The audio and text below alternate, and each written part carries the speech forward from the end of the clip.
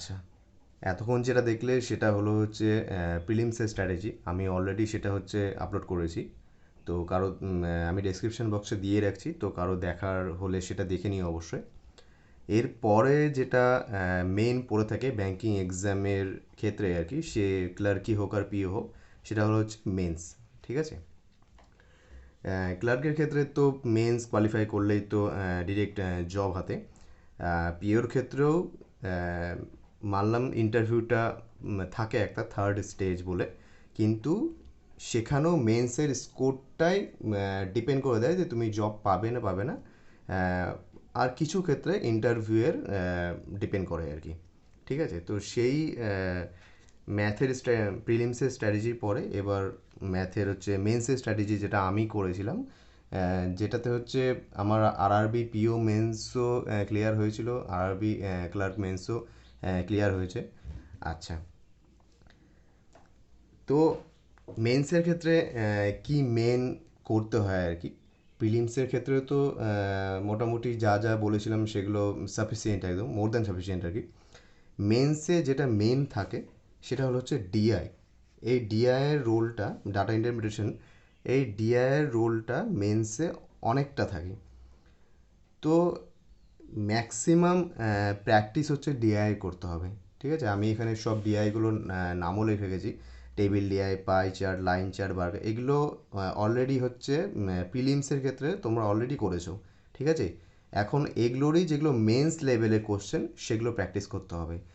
আর মেন্সের জন্য যেগুলো একটু স্পেশাল হয়ে যায় সেগুলো হচ্ছে mixed graph DI, arithmetic DI, caselet DI, radar graph. এগুলা স্পেসিফিক্যালি শুধু মেন্সের জন্য। ঠিক আছে? তো এই সব হচ্ছে এগুলো মেন্সের জন্য। এগুলো এগুলো তো অলরেডি শেখা আছে। এগুলো মেন্সের জন্য তোমরা যে কোনো স্যারের কাছ থেকে শিখে নিতে পারো। আমি এখানে লিখে এসেছি যে to learn the DI you can follow any channel or sir. আমি যাকে পার্সোনালি ফলো করেছিলাম সেটা হলো হচ্ছে শান্তনু স্যার, আড্ডা 24/7-এর। আমি তার কাছ থেকে অলরেডি শিখে নিয়েছিলাম এই যে এগুলো হচ্ছে কেমন করে সলভ করতে হয়, অ্যাপ্রোচগুলো শিখে নিয়েছিলাম। বাকিটা প্র্যাকটিস। ঠিক আছে? তো তোমরা এই শেখার পার্টটা যে কোনো স্যারের কাছে করতে পারো। শান্তনু স্যারকেও ফলো করতে পারো। ঠিক আছে? আচ্ছা, যখন শেখা হয়ে যাবে মেনলি মেন্সে যেটা ম্যাটার করে যে তুমি কতটা প্র্যাকটিস করছো। ঠিক আছে? স্যার তো শিখিয়ে দিবে, তো স্যারের অ্যাপ্রোচ একবার শিখে গেলে যে হচ্ছে এইভাবে সলভ করতে হয়, তারপরে পড়ে থাকে যে তোমার প্র্যাকটিস কতখানি, তোমার স্পিড কতখানি, সেটার উপর ডিপেন্ড করে। ঠিক আছে? তো এই সব যখন কমপ্লিট করে নিবে সব, তো সেগুলোর পরে যখন প্র্যাকটিসের জন্য হচ্ছে যেটা বুক আমি ফলো করেছিলাম আর কি, যে a complete book of data interpretation and analysis, এই যে এই বইটা, যে এই বইটা, এইটা আমি ফলো করেছিলাম। এখানে হচ্ছে সব টাইপস অফ হচ্ছে ডিআই এখানে সিস্টেমেটিক্যালি দেওয়া আছে। ঠিক আছে? তো তোমরা এখান থেকে হচ্ছে নিউমেরাস নাম্বার অফ হচ্ছে কোশ্চেন্স পেয়ে যাবে, তো সেখান থেকে তোমরা প্র্যাকটিস করতে পারো। ঠিক আছে? আচ্ছা, কিন্তু যে এইটাই তোমাদের সব থেকে মেন্স ক্লিয়ার করার ক্ষেত্রে হেল্প করবে যে হচ্ছে তোমরা কতটা হচ্ছে প্র্যাকটিস করছো। ঠিক আছে? কেমন করে সলভ করতে হয়, অ্যাপ্রোচ কেমন, সেগুলো তো নয় স্যারের কাছে শিখে যাবে, কিন্তু আলটিমেটলি এক্সামের মুমেন্টে তোমার প্র্যাকটিসটাই কাজে আসে। ঠিক আছে? তো সব মানে চেষ্টা করবে যে তুমি যাতে ম্যাক্সিমাম প্র্যাকটিস করতে পারো। ঠিক আছে? আচ্ছা, অ্যারিথমেটিকের জন্য এর আগেও আমি অলরেডি বলেছিলাম যে হচ্ছে দ্য ক্র্যাকার নামে বইটা আছে। এই বইয়ের এত নিউমেরাস নাম্বার অফ কোশ্চেন্স রয়েছে, তোমরা এখান থেকে যদি প্র্যাকটিস করো তো হাই লেভেলে যেসব অ্যারিথমেটিক সেগুলো তোমরা হচ্ছে কভার করে নিতে পারবে আর কি। ঠিক আছে? আচ্ছা, অনেক সময় এরকম হয় যে হচ্ছে মেন্সের শর্ট টেস্ট, যে হচ্ছে মেন্সের কোশ্চেনগুলোকে তোমরা কত টাইমের মধ্যে সলভ করতে পারছো। তো আমি ওই সেটার জন্য প্র্যাকটিস মকেরই হচ্ছে ফ্রি কুইজে যেমনি প্রিলিমসের short numerous number of questions পাওয়া যেত, তেমনি মেন্সেরও নিউমারাস নাম্বার অফ কোশ্চেন্স দেওয়া থাকে। তো তোমরা অবশ্যই খুলে নিয়ে সেটা চেক আউট করবে। অনেক ভালো এটা। এটাতে মেনলি এই শর্ট কুইজগুলোই হচ্ছে মানে স্পিড বুস্ট করার ক্ষেত্রে হচ্ছে হেল্প করে থাকে। ঠিক আছে? আচ্ছা, এই সব তো শেখা হলো, দেন হচ্ছে প্র্যাকটিস করা হলো, দেন ফাইনালি কি পড়ে থাকে, দেন ফাইনালি যা পড়ে থাকে সেটা হলো হচ্ছে মক, ঠিক আছে, মেন্সের মক। আচ্ছা, অনেকেরই শুনতাম আর কি যে হচ্ছে মেন্সের মক আগে সাবমিট করে দিত, দেন হচ্ছে তারা হচ্ছে সলভ করতো। এটা কখনো করবে না, কখনোই না। কারণ এটাতে না, সেই যে মেন্সের তোমাকে যে 2 ঘন্টা বা 2 ঘন্টা 2.5 ঘন্টা যে তোমাকে বসতে হবে, সেই প্রেশারটা যদি ফিল না করো, বাড়িতে বসে বসে যদি অভ্যাস না হয়, তো ওখানে না মানে মানে বিরক্তি এসে যাবে আর কি। তো কখনোই কখনোই হচ্ছে সাবমিট করে নিয়ে মেন্সের মক সলভ করবে না। পারো না পারো ওই টাইমটা গো থ্রু করো, টাইমটার মধ্যে দিয়ে যাও। মানে এমন করে মেন্সের মক দিবে, প্রিলিমসেরও মকের ক্ষেত্রে বলেছিলাম যে এমন করে দিবে যাতে রিয়েল এক্সাম মতো হয়। মেন্সের মকের সময় এমন করে দিবে যাতে মনে হয় যে রিয়েল এক্সাম দিচ্ছ। প্রেশারটাকে ফিল করো যে ওই সময়ের মধ্যে কি করতে পারছো, কতটা তোমার মাথার মধ্যে আসছে। হয়তো আমরা অনেক কিছু জেনে থাকি, কিন্তু সেই সময়ের মধ্যে আমাদের মাথার মধ্যে স্ট্রাইক করে না। তো সেই প্রেশারটাকে ফিল করতে করতে তোমার অভ্যাসের মধ্যে আনতে হবে। আচ্ছা, understand your strength and weakness. Strength and weakness বলতে যে, দেখো মেন্সের ক্ষেত্রে হচ্ছে প্রিয়ের ক্ষেত্রে যেমনি হচ্ছে আমরা অনেকগুলো কোশ্চেন হচ্ছে অ্যাটেম্প করতে, ফুল কোশ্চেনই প্রায় অ্যাটেম্প করে দিই, মেন্সের ক্ষেত্রে সেটা পসিবল হয় না। আমরা পারলেও টাইমের জন্য বা হাই কোশ্চেন লেভেলের জন্য আমরা সেটাকে অ্যাটেম্প করতে পারি না। তো তোমাকে এই মক দিয়ে দিয়েই বাড়িতে বুঝতে হবে যে তোমার স্ট্রেংথ কোনটা আর কোনটা উইকনেস, যে কোনটা হাত দিলে তুমি নামাতে পারবে আর কোনটাতে হাত দিলে তুমি ফেঁসে যাবে।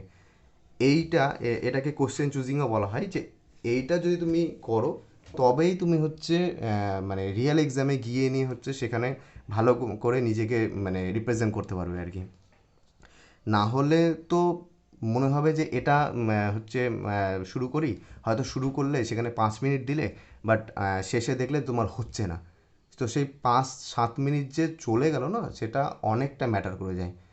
মেনলি মেন্সের ক্ষেত্রে, ঠিক আছে, যেটা আমি দিয়ে বুঝে দিলাম, যে মেন্স ক্লিয়ার করার ক্ষেত্রে তোমার যেটা মেন দরকার সেটা হলো হচ্ছে কোশ্চেন চুজিং।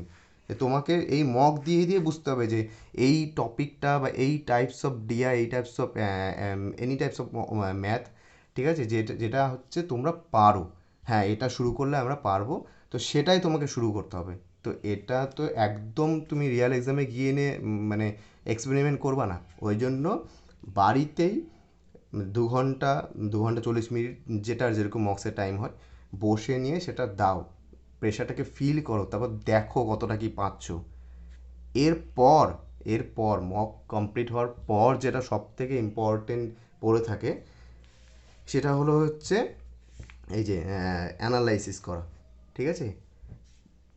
তোমাকে অ্যানালাইসিস কেন করতে হবে? কারণ হয়তো তুমি প্রথম প্রথম হয়তো কম স্কোর আসবে, তোমাকে অ্যানালাইসিসের দ্বারাই বুঝতে হবে যে হচ্ছে এই টাইপস অফ ম্যাথে তুমি যদি তুমি হাত দাও তো তোমার হচ্ছে টাইম যাবে, প্লাস না হওয়ারও পসিবিলিটি থেকে যায়। তো মানে ডিরেক্টলি ওটাকে স্কিপ করে যেতে হবে তোমাকে, ঠিক আছে। হয়তো একবার পড়লে ইজি মনে হলে করলে, না হলে স্কিপ করে যেতে হবে। স্কিপিং ছাড়া হচ্ছে মেন্সের মক অ্যাটেম্প করা বা রিয়েল এক্সাম হচ্ছে ভালো স্কোর আসাটা পসিবল না আর কি, ঠিক আছে। তো এই অ্যানালাইসিসের দ্বারাই তুমি বুঝতে পারবে যে এই ম্যাথগুলোতে টাইম লাগছে, এই ম্যাথগুলোতে হচ্ছে তাড়াতাড়ি হচ্ছে, কোনগুলো তোমার বেশি স্ট্রাইক করছে, সেগুলো সব এই অ্যানালাইসিসের দ্বারাই বুঝতে পারবে। তো অবশ্যই কোনোদিনও সাবমিট করে নিয়ে মক দিবা না, মেন্সের মক, ঠিক আছে। অবশ্যই গোটা টাইমটার মধ্যে দিয়ে গো থ্রু হবে, দেন তারপর অ্যানালাইজ করবে, ঠিক আছে। যে সে অ্যানালাইজ করতে টাইম লাগে 1 দিন 2 দিন লাগবে, বিকজ যেহেতু টাফ কোশ্চেন্স থাকে আর অনেকগুলো থাকে, তো থাকে, ঠিক আছে। তো এইটুকুই তোমার হচ্ছে মেন্সের মানে হচ্ছে ম্যাথের আর কি, স্পেশালি আর কি বলতে গেলে যে সাফিসিয়েন্ট, যে এইটুকু করতে করতেই তুমি বুঝে যাবে যে হচ্ছে কোন কোশ্চেনগুলোকে তোমাকে হচ্ছে করতে হবে। মেন্স, আবার বলছি, মেন্সে তুমি স্কিপ করা ছাড়া ভালো স্কোর করতে পারবা না, ঠিক আছে। সব করার পসিবিলিটি, হ্যাঁ হয়তো আরআরবিতে থেকে যায়, কিন্তু বাকি এসবিআই আইবিপিএস এসবে হচ্ছে সব কোশ্চেন অ্যাটেম্প করা জাস্ট পসিবল না, ঠিক আছে। আচ্ছা, এরপরে যেটা পড়ে থাকে হচ্ছে মক ফ্রিকোয়েন্সি, যে কতগুলো মক দিব বা কেমন মক দিব, সেকশনাল নাকি, সেগুলোর জন্য বলছি। যখন প্রিলিমসের তোমরা প্রিপারেশন নিবে, অলরেডি যেগুলো কমপ্লিট করতে বলেছিলাম ওগুলো কমপ্লিট করবে, মক যখন তুমি প্রিলিমসের জন্য শুধু মক দিবে, সেই সাথে সাথে তোমরা মেন্সেরটাও অলরেডি চালাবে। এটা না যে হচ্ছে প্রিলিমসের রেজাল্ট দিবে, প্রিলিমসের এক্সাম শেষ হবে তারপর তোমরা হচ্ছে মেন্সে শুরু করবে, পারবে না কমপ্লিট করতে। ওই জন্য প্রিলিমসের সাথে সাথেই চলতে হবে মেন্সের জন্য, ঠিক আছে? তো এই মকের ফ্রিকোয়েন্সি তোমার কেমন থাকবে, যে যখন প্রিলিমসের আগে, বিফোর প্রিলিমস, তোমরা তো প্রিলিমসের ফুল মক দিবে স্বাভাবিক, তার সাথে সাথে তোমরা মেন্সের সেকশনাল মকগুলো দিবা, ঠিক আছে? তার সাথে তো মেন্সের সেকশনাল মকগুলো তুমি দিবে। তাহলে হচ্ছে সেকশন ওয়াইজ তোমাদের হচ্ছে স্পিডটা বুস্ট করতে থাকবে।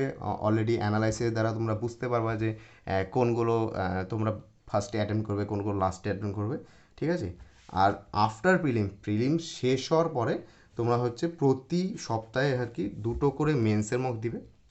দেখো, যত আমরা যেমনি প্রিয়ের মক না অনেক দিয়ে দিই, তো আমাদের না ওটা হচ্ছে খুব মনে হয় হচ্ছে ফ্যামিলিয়ার হয়ে যায় আর কি।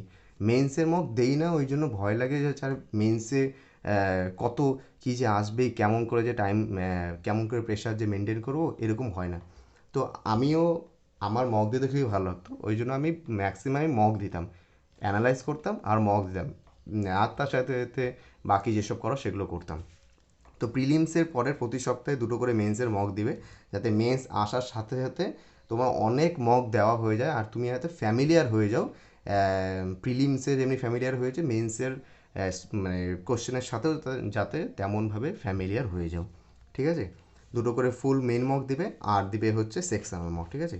বাস এতটুকু, জাস্ট এতটুকু বলতে এতটুকু নয়, অনেকগুলোই আছে জিনিস করা। তো এগুলো করলেই তোমার হচ্ছে মেন্সে একটা ডিসেন্ট স্কোর চলে আসবে। ফুল তো করা যাবে না, কিন্তু একটা ডিসেন্ট স্কোর আসবে যেটা তোমার হচ্ছে ওভারঅল স্কোরটাকে অনেকটা বুস্ট করে দিবে, ঠিক আছে? তো এগুলো করো, শিওরলি এটা তোমাদের স্কোরও ইমপ্রুভ করবে আর সবথেকে বেশি কনফিডেন্সকে বুস্ট করে, ঠিক আছে? তোমরা যেহেতু মেন্সের মক যখন দিতে হবে বা মেন্সে যখন রিয়েল মেন দিতে হবে, তখন অতটা ভয় লাগবে না যে কেমন কী কোশ্চেন, কত বড় কোশ্চেন আসবে। তো হচ্ছে এগুলো সব করবা, ঠিক আছে? শিওরলি এটা তোমাদের হেল্প করবে, ঠিক আছে? ভালো করে ইয়ে করো, প্রিপারেশন নাও, ঠিক আছে? All the best.